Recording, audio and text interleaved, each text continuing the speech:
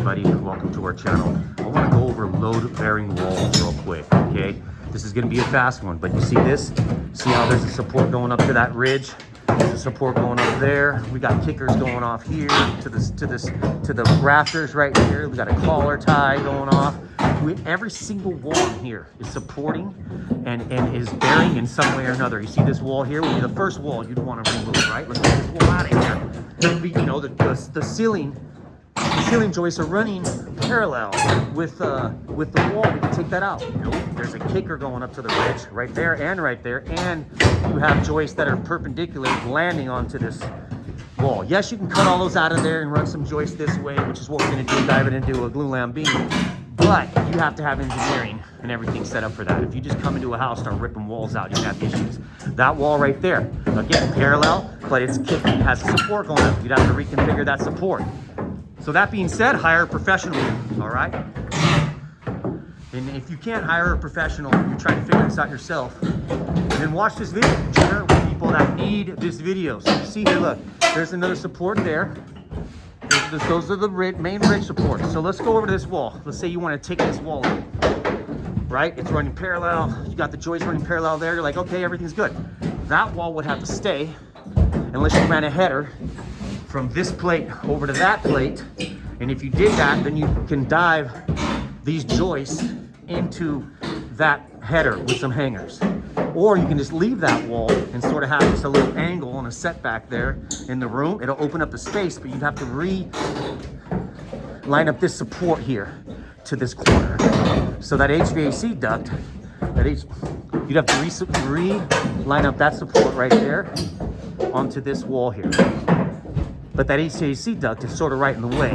But if that HVAC duct was moved a little bit, you could probably kick it right off this corner, right up there, and then this wall would be freed up of any load, and you could totally remove it, right?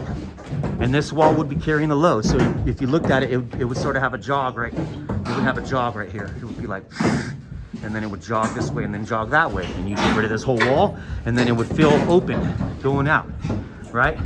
Then if you come over here and you're like, I want to remove this. This right here is very tricky because this is the existing exterior wall that someone back in the 60s or 70s did in addition.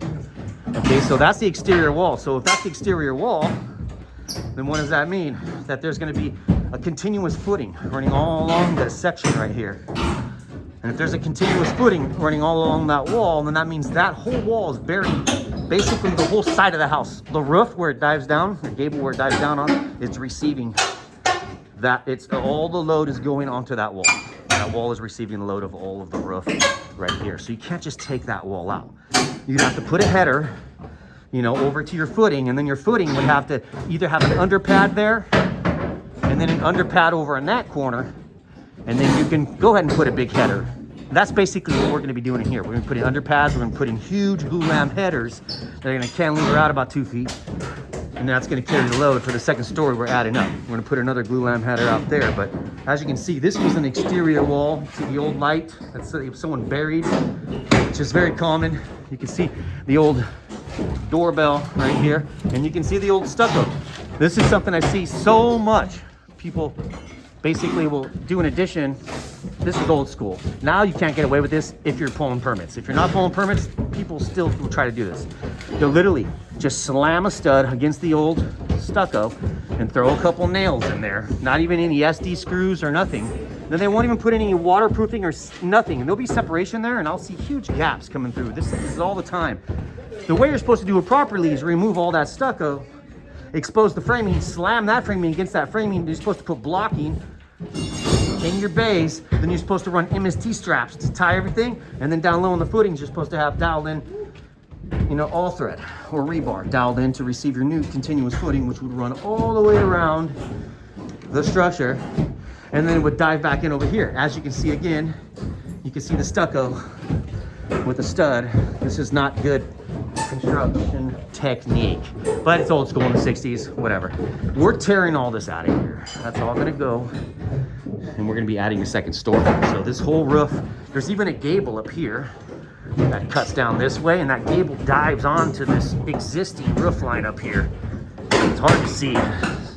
I know my my recording is crazy, but I'm just trying to give you guys some sort of idea of what's happening here. So as you can see, that's the exterior wall. You can see all the old stucco, lath and wire. So that old gable's diving onto this wall. Then there's a new gable that dives into that roof and it comes out.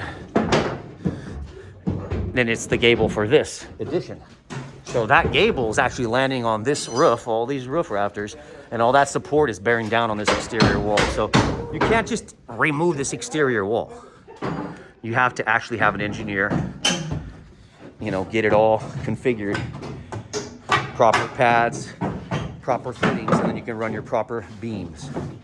All right, but we are taking out all of these walls, but you see they're all bearing. All these joists are gonna be ripped out of here, and all the new floor joists for the next story are gonna be running this way. All this stuff's gonna be gone, but if you look, every single wall in here is loaded, load bearing somehow. This is carrying the load of the ceiling, and there's a kicker going up to the roof. This is carrying the load of the ceiling, and there's kickers going up to the roof. That little wall there is going into a room. It's a bedroom door. Ceiling joists are landing on that wall. The closet, you go, oh, I'm gonna take out the closet. Closets are never load bearing. Well, there's a kicker right up there on the closet. Let's see how the other side is. This side of the closet has kickers as well, right above the closet header. And then also it is carrying the load of the joists. I've done closet videos in the past where I put a 4x6 for, you know, a 6-foot opening, and people were like, that's overkill on the framing. There was kickers right above that closet framing, just like this, and the plans called out for the 4x6 header. But everyone wants to say that it was overkill, and that's not how you build closets, because everyone's a contractor online. So anyways, I want to show, look, this is above a closet. There's a support going up to the roof. Yes, there is.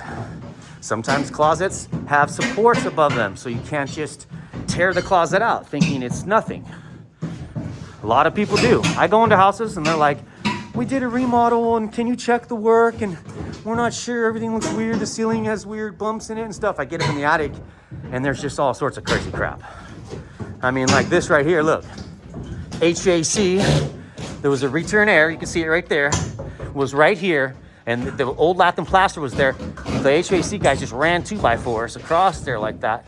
They didn't even splice a 2x4 right here to lock those together. So everything was just wonky. The whole thing was just falling apart. It was crazy. I couldn't believe that it was left that way. Probably not inspected. Even if it was, the inspector didn't catch it because there was drywall, lath and plaster blocking the framing. And they probably didn't get up there and check it out. But anyways, you see here, this is the inside look on how it looks inside of a typical old house without the drywall and insulation. This is an exposed look.